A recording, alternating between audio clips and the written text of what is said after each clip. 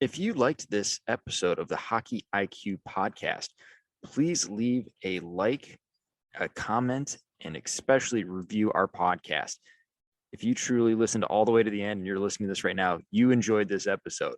Please go and give it a 5-star review. That helps us out more than you know. Thank you so much and look forward to the next one.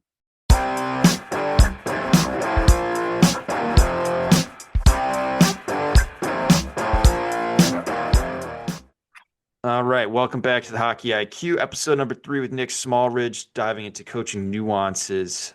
So, Nick, I'll let you lead us on this one. Hey, well, thanks, Greg. I'm so intrigued. This is the one, when we were talking earlier that I had some intrigue about was this idea of overcoaching and system versus concepts. When we think of, what's the most important thing, I think in terms of a lot of times we have coaches who look at systems, formations, and how they want players to be.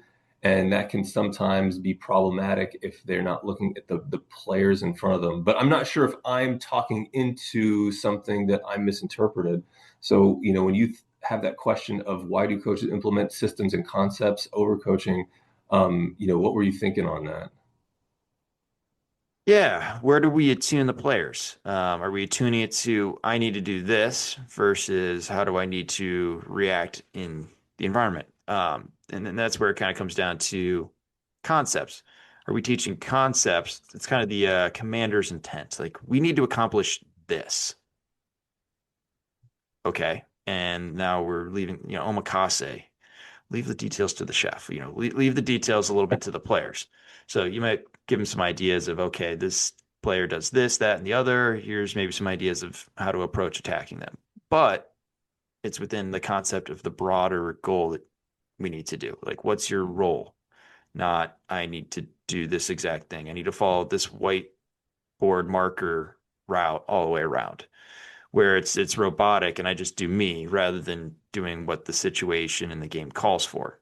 I've coached against a guy who wants his wingers really high up on the defenseman in the point. Well, there's so much room elsewhere that we're going to attack because that player is literally going to be touching our defenseman. So they're non-existent. Or we're going to wait till the exact moment and then boom, we're going to jolt and we've got the first reaction and that person's behind us and now we've got an opportunity.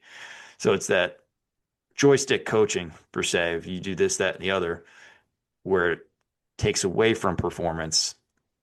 But realistically, if you have good team systems and concepts, it's more so around of like, how do I put my players in spots to have success? And the other piece with like the reasons we have these general systems and concepts are just an expectancy. You're expected to be in this general area, and that allows us to play fast because players know where to attune, where to look for you as a teammate. Oh, Greg's always in this spot as a support player, as a center. Okay, I can just hear him yelp. Like I just say, hey, you already know where I'm at. So it helps us play fast, play well, play connected. But then the overcoaching point is where it's overly scripted, where the flexibility is lost, the variability, the adaptability. I would say the adaptability being the big one for me is just lost, where the players can't adapt, rather than them owning it, having the responsibility, and just having a general framework of the concepts so we're all connected and have the ability to play well together.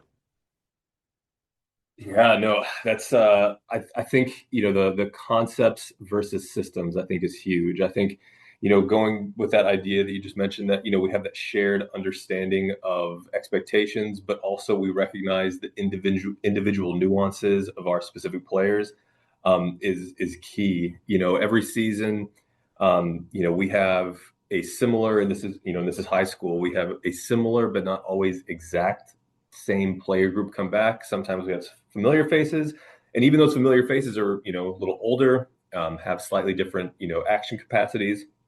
But then we have some new players as well.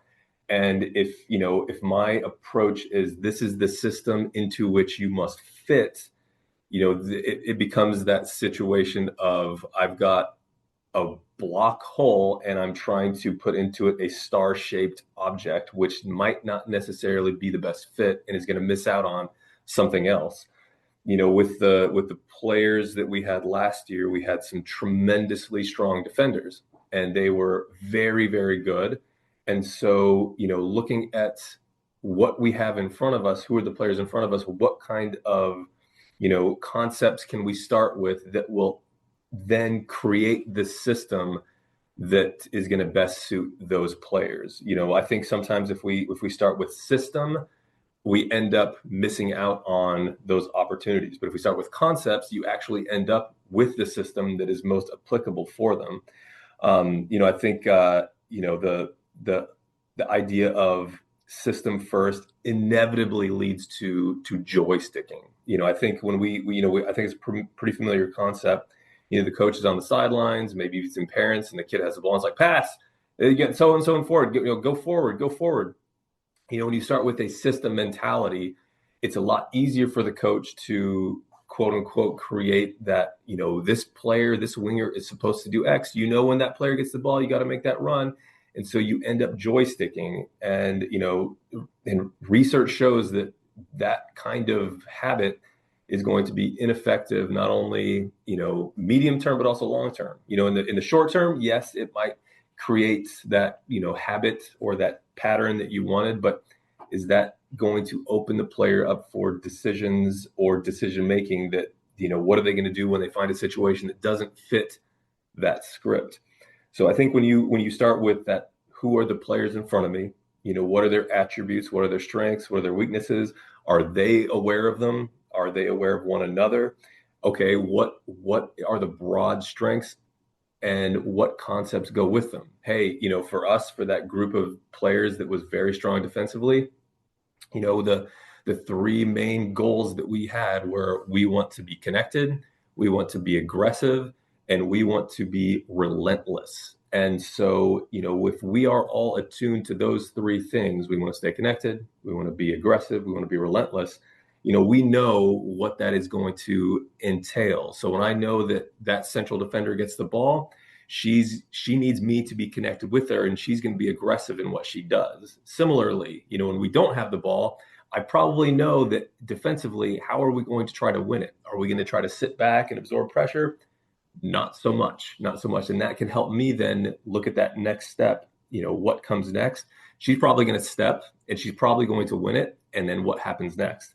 And so by, creating that concept first, the system inevitably becomes to fruition based off of the concept first. So, rather than say this is what you should do or what you must do, make the run, make the step, cut inside, like that is going to inevitably lead to maybe an established floor, but it's also going to create a much more limited ceiling as well. And as you mentioned, that adaptability, how are you going to adapt if you're only expected to do certain things at certain times? What happens if that doesn't work against the opponent in front of you?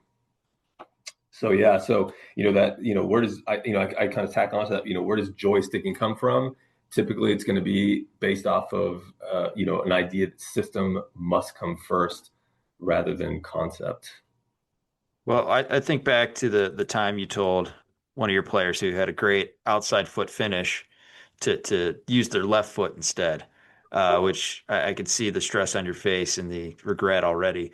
But it was like, how do you take their attention from the key things, goalkeeper's positioning, passing lanes, speed of ball, timing, windows, that stuff, rather than maybe like, oh, it was a great finish to the right, and that was the right decision, but coach says I need to use my left. So how do I please my coach? How am I supposed to manufacture with my left? How does that?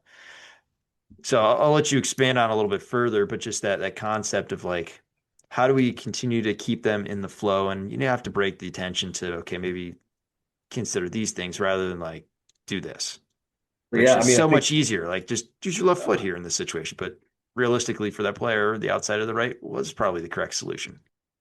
and I think that time in my coaching journey experience, I was very much a system first kind of coach, and that inevitably led me to, well, in this situation you got to hit the outside of the net with this part of your foot. That's what we do. and I wasn't even and so for my attention, what was I attuning to? I was not attuning to the key information in the environment. My perception was not coupled with what was most relevant for that player in that moment. Instead, it was, this is the right way. But was it? It was not the best way in that moment. And so I still cringe because that, I think, that did a couple of things. First, it did not validate what was a very, very, adaptable improvised finish that, was very, very positive and showed a high level of competence for that player. And instead, I completely undermined it and made it seem like she was not very competent, when in fact, she very much was. Second, with that mindset of there is a right way and the wrong way, and it is dictated by me, the players have very little autonomy. Everything is done to serve the interest of the coach, not to serve the interest of the game. It's like, whose game is this? Is my role as coach to be the gatekeeper for you to be successful? And you have to fulfill certain things that you are always following. And last, if I'm constantly criticizing things that don't fit that right thing, how welcoming of an environment is that going to create for the players? And so ultimately, I think in that post I made, it was talking about perception coupling, but really it also boiled down to, you know, for players to be successful, with this idea of self-determination theory, players have to feel like they have competency in something. They have to feel like they have ownership of decisions. They have to have that autonomy where they get to make decisions, make choices. And there has to be a sense of belonging. They are part of something that they are invested in because they contribute. And if everything is dictated by the coach, I decide if you are competent. I decide what decisions you make, and I'm creating the environment that is not very welcoming to something else. It's going to inherently limit any potential avenue that players have moving forward. And so, when we start with that system first, right way mentality first, are we taking advantage of, in terms of player development, what actually works best? I equate it to, if it's like a paradox. If I am trying to control everything, I'm going to limit the opportunities for success. And if I start allowing players to have decisions, if I open the door to maybe there is a better way, the irony is that you are probably going to lose some control yourself, but you are also probably going to be more influential for a higher ceiling and a longer longevity of player experience, because it's not my journey. I have my own player journey, and that was mine, and it I cannot be the gatekeeper of someone else's, because what made me successful as a player, I felt competent, I got to make decisions, and I felt like I was part of something special. Why would I not want to have players have that same opportunity? But you lean into exactly where I wanted to go with this, which is the idea of like, do you even care? Like, questioning the care when you see it seems more nonchalant than it probably should be, given the circumstance or the game that you feel like this is extra special. I try to make, for me, like all of the games are extra special and extra important just because it's a rivalry game. Yeah, it's just another game on the calendar. Like you want it a little bit more, and we got to come to terms with that and accept the fact that we have just as much control on this game as we do all the other games. And I think you put it really well in your blog post, which is, you don't want to undermine their autonomy by pressuring them, but instead you want to invite ownership, which is the critical period of like, you can't, and I'll even back this up for like from a coaching, you can't want it more than the players want it. And if you do, you just need to step back to understand where the players are and invite the ownership. So if you want it more than the players, try to find ways to invite the ownership. Again, to your point, like it's their journey, their work, their X, Y, and Z. So how do we do less pressuring of them? Which I don't know if you've ever been pressured at a used car salesman or anything like that, but it doesn't really help. Uh, might for 2 seconds, but after that, it's just a ruined experience, and you're probably not going back to that place that applied the pressure rather than the place that gave you the education, gave you the autonomy, gave you the ownership, gave you the correct information you needed to make a good decision, and allowing you to take that ownership and ultimately make the best decision given what you have and your circumstances and situations. So I love that bit about like less pressuring, more inviting of ownership. You know, I think, as a player, I took it very seriously, and I know the players do as well. And as a coach, this, I think we talked about this a couple episodes back about, being in the right mindset, locking in. You know, if I, as the coach, am putting more pressure onto a player who is already pressured and is already feeling that stress, like how is that benefiting them? The most like painful moment, or maybe not painful, but one of the most sticks out the most was before a game. The players were warming up, and I didn't think that they were warming up the way I thought they should be warming up, because that's not the way you should warm up. That's not how it's supposed to be. And I pulled them in. I was like, you guys are not taking this seriously. This is a big game, and you are not behaving in a way that's preparing you to be successful. And immediately they like turned inward, and I could sense that I'd pressured them, and I was like, they'll figure it out. They'll figure it out. And they went ahead with their warm up, and they were behaving in a way that looked to me like was, oh, this is going to work. And it turned into the most epically bad performance. It was like, in a way, it was, I, for me as a coach, it was a long-term positive, because I recognize that does not work. Like, I cannot, as you put it, want it more than the players, or think I know better of what they should do. Not to say that like they would have been amazing if I hadn't have said anything, but the fact that I put that pressure on them and didn't invite them to say, "Hey, how do we feel right now? Are we, do we have any concerns? Do you need anything from me?" Rather than engaging with them about where they were, I just made an assumption based off of a particular way of doing things that I thought was right, but it did not take into account anything of where they were. And so, again, that idea of, whose game is it? I can't guarantee that we're going to win the game, but there's also certain things that I can do that are going to improve the likelihood of having some success. And putting pressure on players who are already pressured is very not the way to do it. In fact, I feel like it's like the opposite, especially in those moments. And you mentioned this before. It's like you look at the coach who's calm, cool, collected, and the coach who's on the sidelines getting agitated. It's like, which one is a player more likely going to want to play for? The one who is alleviating pressure and creating an environment of it's okay, or an environment where, oh, if I make a mistake, I'm going to be sent off the bench or yelled at. Like, who is going to perform better given those two situations? Invite ownership. I'm just going to leave everyone with that. Find ways to invite ownership from the players. That's fantastic. And then the last bit I would love to go into is just forcing learning.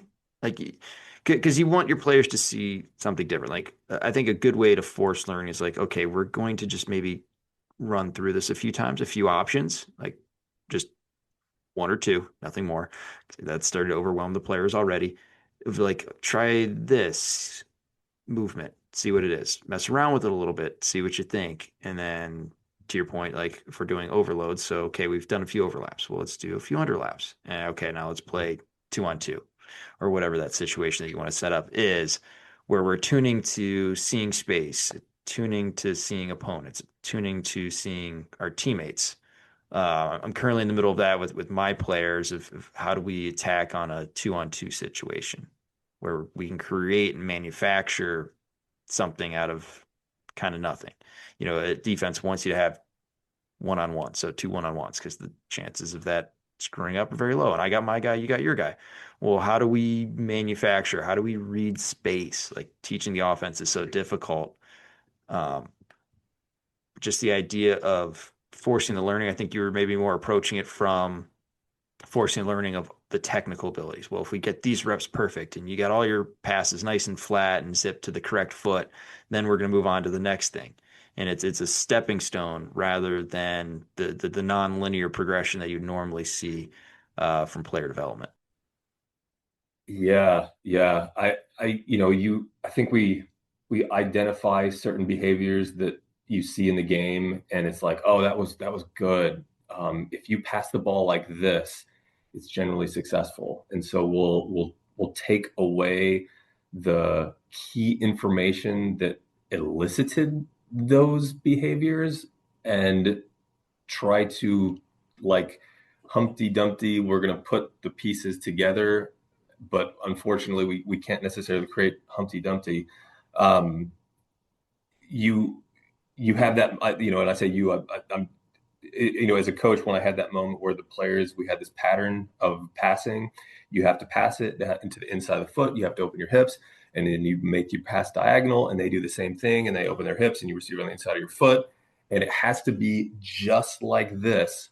And so again, almost in a similar way to there's not a whole lot of autonomy or ownership. It's just players fulfilling what the required behavior is.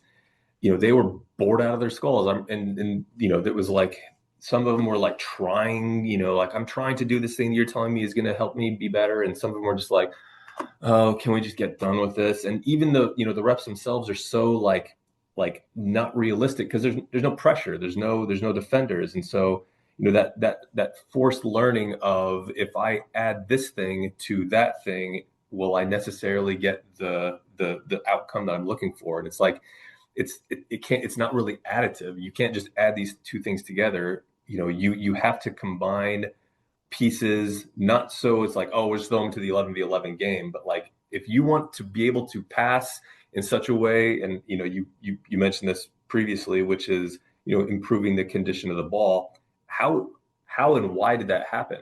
Well, if I put a defender in the area and create a little bit of pressure, and I ask the defender to start here, and then you make that first pass, what is likely going to be the outcome if we're trying to move the ball forward? Am I going to receive it on the outside of my inside foot? Or am I going to try to receive it on the inside of my outside foot, where I'm now navigated to facing forward, especially when that defender is coming here? One of those two things is more likely going to happen. And that knowledge in the game is going to be so much more relevant and so much more successful, that they are going to be like, oh, this is why. And I felt why, because I sense the pressure, I'm perceiving that pressure, and how I can move the ball forward. And it's not restricting necessarily other ways. Maybe if I did hit it with the inside of my foot on the outside foot, and I went back to my teammate, could that still be successful? It could. So there's different ways to approach it. That forced learning of, you must do this in order to then do that. It's like, is that how the game actually works? And so, when we think about like technical pieces, it's like, yes, we want players to be able to navigate in ways that are, more likely going to lead to success. Yes, you're probably going to pass with this part of your foot, but how, why, and when am I creating those situations that are going to not put the pieces together, but elicit those behaviors based off of the surrounding stimulants? Are we having opponents, teammates, space that are going to encourage those? Yeah, I think one way that you had put it in the past was like, if the attack activity isn't the right, it's not the right challenge point, it's not the right specificity, the engagement.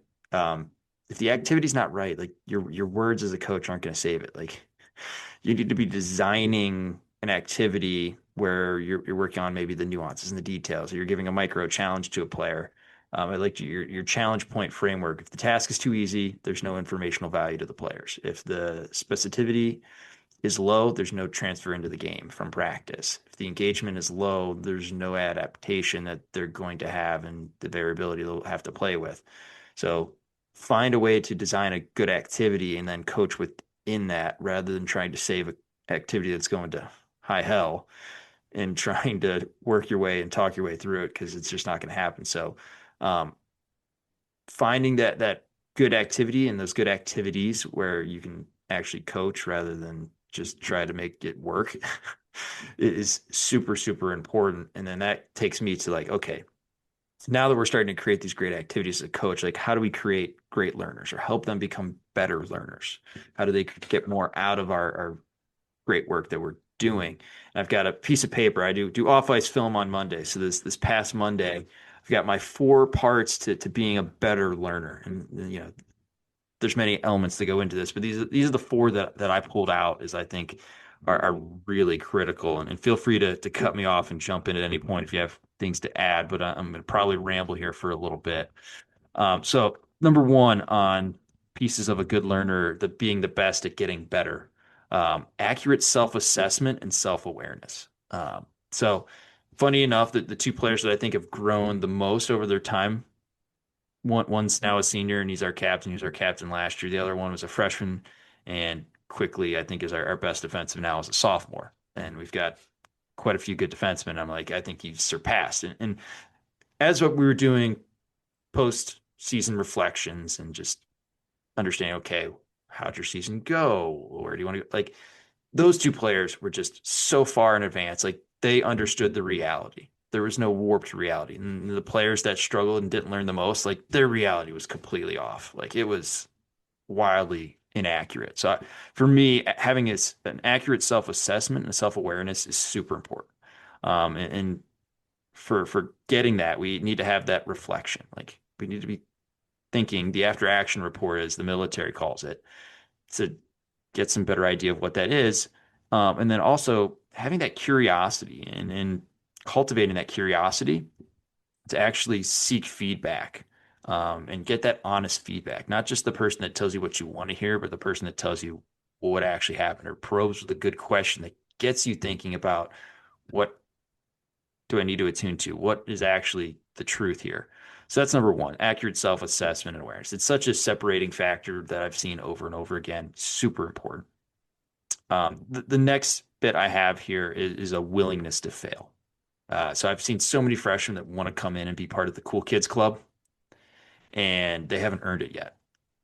They've got like this ego of like, I'm a cool kid too, ha ha ha. And then it takes them so much longer. It's not until they're usually in their upperclassmen and they've had some maturing that they're like, oh crap. And they've lost, a year and a half of good development because they've got this ego of saying like, I'm part of the cool kids club. So I call it the willingness to fail. You're willing to be on the edge of your ability. You're willing to be vulnerable with the group. And from a coaching perspective, part of that is how do we cultivate that vulnerability, cultivate the it's okay to screw up here. Let's learn from it. And like if you're doing film, you're like, yeah, it's no big deal on the mistake. Like I'm not bemoaning the player and the person. It's just the activity of like, okay, here's an area to get better at. Just make it part of the normalcy. So just getting the point and having the point like I am okay having some failure in my life. I just don't want to make the same mistake and same failure over and over and over again. So that's number 2, is that willingness to fail. Number 3 is what I call the non-judgmental. The player that comes off like, I don't even know what I'm doing out there, but it's not good. It's just so terrible. It's like a jump to good or bad rather than just seeing the event. It is what it is. And a lot of that comes back to the self-talk. I found that that's usually the big problem with the immediate go one way or the other. It's like, I'm so terrible. I'm so bad. And it's really a negative self-talk and it's a self-talk issue. So just seeing the event as it was an event that happened. The greatest book ever kind of around this of like just letting it happen is The Inner Game of Tennis. I absolutely adore that book. Fantastic. So it's just this idea of not being judgmental, like letting the process happen, reflecting, just having it, understanding it is a process. It is an event. It's not immediately good or bad. It's not failure, success. There is the outcomes, but the outcomes many times can lie to us. Maybe you got unlucky, but just not attaching judgment to it. So that's another one that I've seen huge on what goes the difference between good and bad learners. Um, Number 4 here is just intentional and deliberate. And this is the one you hear about the most. And I think it was US volleyball. They have their declaration day. So for the next week or 2 weeks, they put on the board. So every person has, here's what I'm working on. Here's the thing. I'm declaring it in front of the group. We can all kind of refer to it. But I always tell my players they should have something they're always working on. So I should be able to ask you, like, what are you working on in your game? And there should be an element of something, a better puck support. Okay. And what are the details you're working on in there? I want to be more available. So I'm going to make sure I'm controlling my speed, for example. So just always having something, declaring that to yourself, one, and then if you're comfortable declaring it to the coaches or your teammates, writing it down. So that way you can be accountable to it, and being able to just like bubble these things up into your consciousness, work on them, and then sink them back down and kind of forget it. So that kind of goes back towards the don't be judgmental. Like eventually you have to let it go and it has to become natural and normal and just bring you the next thing. So those are just the four ones that I bring up. There's obviously a little bit more just from the group going from that middle school through high school phase. Those are the ones that most commonly I see as the big rocks. So those are four. I saw you taking a ton of notes. I'm curious, as you've been noodling on that, what sticks out to you? Um, it's interesting. Like as I look through I mean, well, you mentioned the non-judgmental, and I literally wrote down Tim Galway before you mentioned the inner game of tennis because I was like that is. That was I'm, the book I did give that player. The one that I mean, there's a few, but like the one that was like immediately coming off the bench and not even reflecting. I gave him that book. So I'm like, you need this, and he's a golfer, so it'll be very good in many areas. oh, I think and you recognize this, and I think you probably see it more with like forwards who are, if they're scoring goals, they're doing great, and if they're not scoring goals, you're doing poorly. And you see that roller coaster of judgment. I'm amazing, I'm terrible. I'm amazing, I'm terrible. And the longer you have that kind of roller coaster of I'm living by my goals or dying by the dearth, you are more likely going to see less goals overall than if you were, yeah, I'm okay. I made a mistake today. It's okay. I didn't finish that chance. It's okay. Because if I just live in the neutrality of it, you are more likely going to see an intentional improvement over time. And so I think that like I feel like the underlying piece of this is just like an openness to, an openness to what you can experience, being accurate in your self-assessment, being curious. There's no judgment in what it is. Yeah, I would like to, number four, be intentional, deliberate about, hey, I feel like I struggle in the defensive, defending one-on-one on the outside. Okay, it's not a good or a bad thing. It's just this is something I want to be open to developing.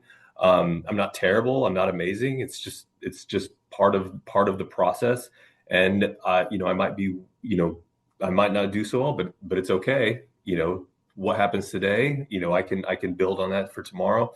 Um, I think there's some like little pieces of the conversations we have had that pieces of these like stand out. I mean, I think if you're describing some of the players who you were like you are elevating yourself. They had to have a willingness to fail. There was openness to feedback. There was non-judgment about good or bad, and there was some intentionality with what they were doing. I think as coaches, this question that we've been kind of posing as, how are we supporting players? What kind of environment are we creating? Are we putting them in environments where we are being open ourselves to their ability to fail? Are we judging them or putting pressure on them to do things in ways which would kill or negatively impact that willingness? Are we being judgmental in how we are approaching their process? If we are saying that wasn't good enough, that was bad, how are they going to be able to be non-judgmental? Do as I say, not as I do. Are we being intentional and deliberate about how we are investing in them? If we want them to be intentional, deliberate, are we doing things that emulate those? So the last thing I wrote down, was who are you looking at? So for those players who are being intentional about, what are you working on? What are you looking at as your template, as your exemplar? And if we're the ones who are the leaders, if we're the ones who are quote unquote, the door stops with us, the line stops with us, are we providing an example that emulates all four of these things? I think, one of the most powerful moments I had as a coach a couple of years ago was just opening up to players about, a failure that I had. And it was like, it's okay. We have moments where we don't do well, and that's okay. It's bad. It's not, it's good. And, by sharing with them a moment of vulnerability where I wasn't doing so well, it validated the fact that they were nervous about an upcoming game and an upcoming opponent. And so by recognizing that, oh, it's okay to be a little bit scared, by doing that, takes that pressure off of them and does so in a way that, it gives them that opportunity to say, failing is okay. And lo and behold, what does that lead to? That leads to more, I feel like I can belong here. I'm not going to be judged. I feel like we're in a space where we are together as a group, and lo and behold, what happens? Growth occurs, development occurs, in the moment and in the long term as well. I love these. How long did it take you to put these together? Just things that I've seen over time, slowly curated. The last thing I just want to mention, and then I think we should end it here before we go too long, so we can keep going. Is just feedback's a gift. Take it. Like don't look the gift horse in the mouse. Like at the end of the day, feedback is coming from someone who thinks they can help you in some shape or form, whether you like it or not. Just accept feedback as a gift. Ponder it, see if it's something that you appreciate or not. Not every feedback is great, not every feedback is terrible. So that'd be the one last thing I would mention as we end here is feedback is wonderful. Appreciate all that do give it with a genuine heart. The time that you realize your coach is truly not liking you is when they're not talking and not giving anything and pouring anything into you. There's obviously care if they're giving that feedback. So, Nick, this has been wonderful. Really appreciate the time and all the nuance and detail, but there's so much that goes into the coaching journey and helping others along their way, whether it be in sport or otherwise. I think we're going off on a great tangent. And the last thing I want to do is just make a book recommendation to you and everyone else. It's called Clear Thinking by Shane Parrish. It's our current book club for Worthing Kilbourne Wolves High School hockey, and has a lot about the things. I was laughing because the first chapter in our upcoming book club is all around exemplars. So as soon as you said that, I'm like, not many people use that word. And of course, that's the number one thing is exemplars. So perfect timing. Crazy. Well, I appreciate it. Yeah, I think that's a fantastic way to end. And similarly, thank you for the feedback. I think these conversations are great. I hope that whoever's listening is able to get something out of it. I know I have, and I continue to do so. And if I will definitely be getting that book, and I highly recommend if you are listening. Yeah, Clear Thinking by Shane Parrish. Already jotted that down. Appreciate it, man. Thank you so much. Take care.